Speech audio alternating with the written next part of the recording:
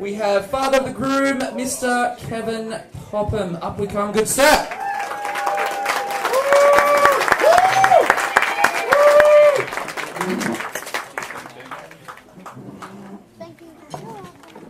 Hi, how are you all?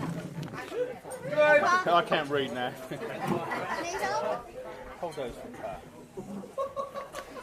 First, I'd like to welcome you all and thank you very much for coming.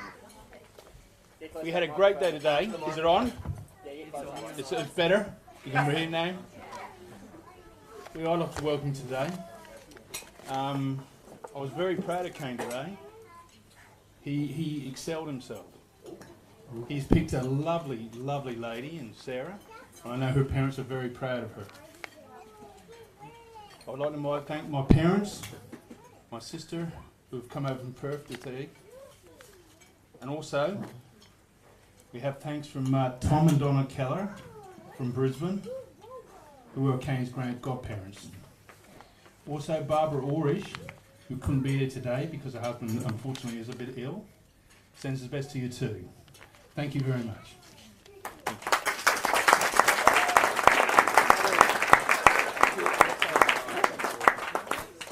Thank you very much, Kevin.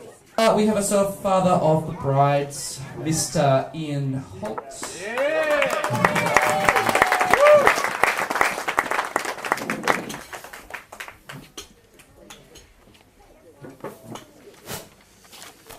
Whoa. 5 pages. Get a load of it.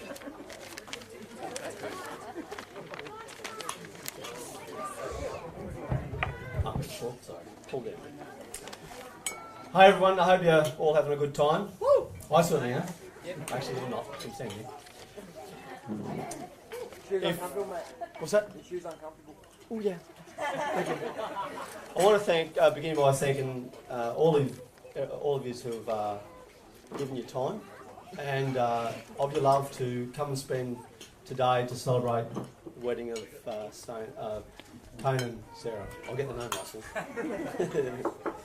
Also, I want to tell you how much I appreciate those who have come from considerable distance to spend this time. Although I've actually known about the wedding for a long time, I only managed to get the wedding speech done this morning. That's actually quite true. About 2 or 3 o'clock. I was actually looking for someone who looked a lot like me, Michael, no? Who could fill in, but apparently not, and so I'm here. And as some of you would know, I'd rather change a really filthy, stinky, dirty nappy or hide under a rock than give a speech. For the past few weeks, I've actually consulted far and wide on the best wedding speech to give. I've done Google searches, and I've also spoken to people who've done it before, and I actually even considered paying a professional writer, but to all intents and purposes, it actually was pretty well worthless. And as many of you would know, that organising a day as important as this one is pretty hard. You know, it's like it can be difficult, chaotic, and of course, if something goes horribly wrong, like forgetting the ring. Thank you. Then there'd be a lot of hell to pay. So that's why I left it up to Sarah. And she's actually organised pretty well all of this, and I reckon she's done an awesome job.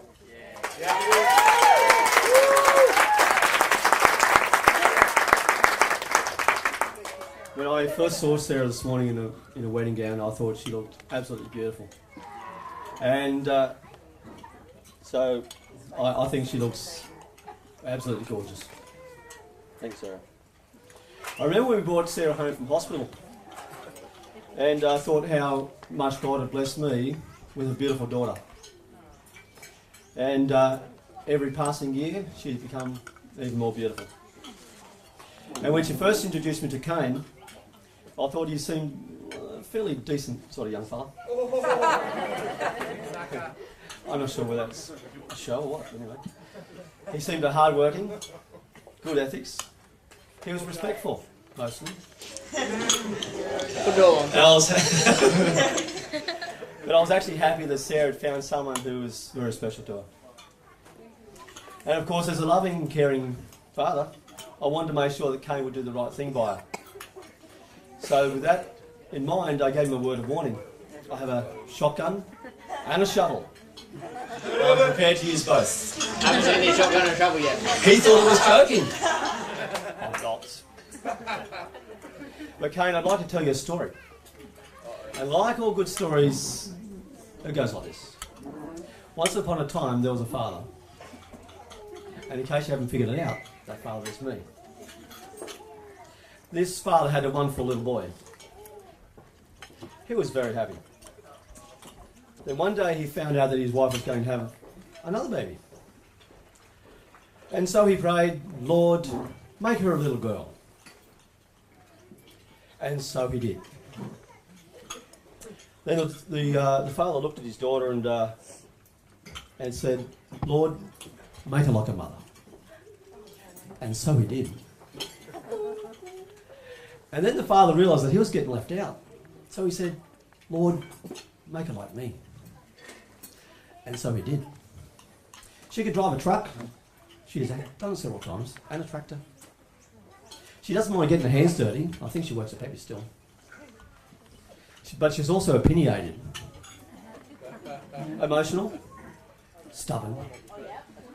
And hard-headed. Kane, do you realise what you've got yourself into? Obviously not.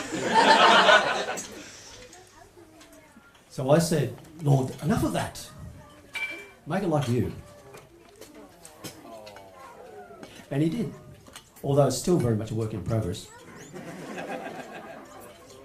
She loves people. She's got a heart of gold. She cares very much for her friends. But you know, there was something lacking. So I said, Lord, make her happy. And she met you. You see the look in her face. I have not seen her this happy before. Until she met you.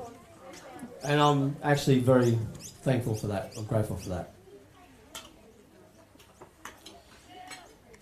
Today, I'm giving you the best thing that I can. And I just want you to know how hard God and I have worked to make it ready for you. So I'd like to give you a little bit of advice. God and I have worked hard. Don't screw it up. I'd like to finish with a few words of advice to both of you. Live every day with love as your guide. Always give more than your groom or your bride. May God bless you and bless your marriage together. May He keep you and may He graciously give us many grandchildren. Thank you.